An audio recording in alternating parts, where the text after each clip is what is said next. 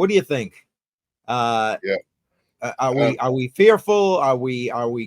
greedy? We're very fearful right now. Very fearful. And then Yep. with Bitcoin doing what it's doing, not having a definite trend, it's like every day is okay.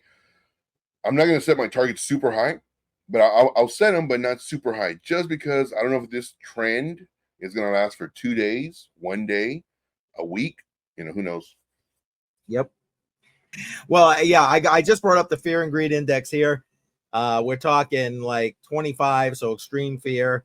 Yesterday was 39, so obviously we're down quite a bit. Last week, we're around the same where we were. And then look at last month, right on last month, extreme fear. You know what I mean?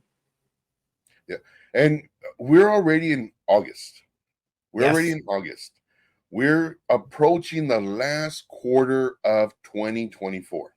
Yes. For all this time in the bear market, we were waiting. We were so waiting for 2024 to come around. The bear market's going to be ending. We're going to have the Bitcoin halving. It's going to be maybe another 2-3 months of just, sideways action, or if not, a little bit down or whatever. But still, there's hope. There's promise. Yes. So that happened in April. We're already in August. So our 3 months have already passed. We should start coming up from here.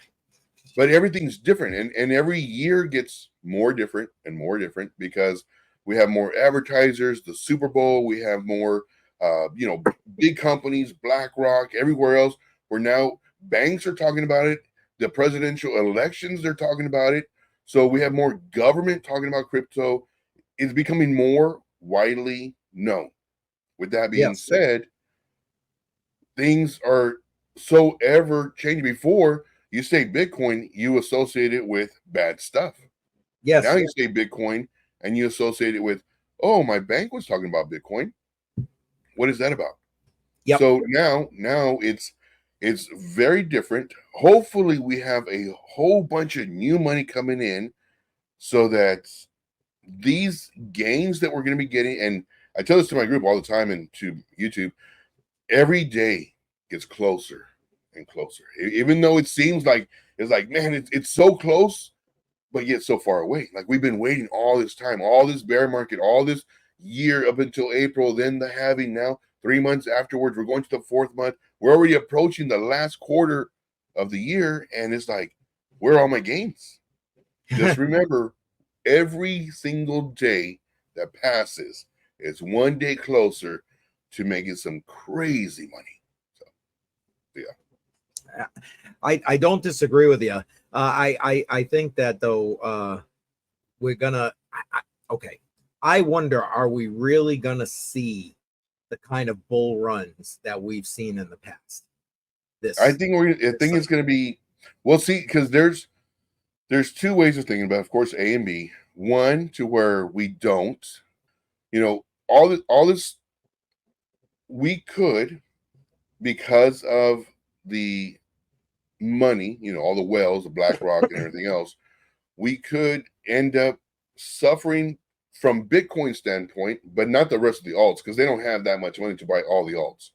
But as far as Bitcoin, they could actually control Bitcoin. They can buy so much of it.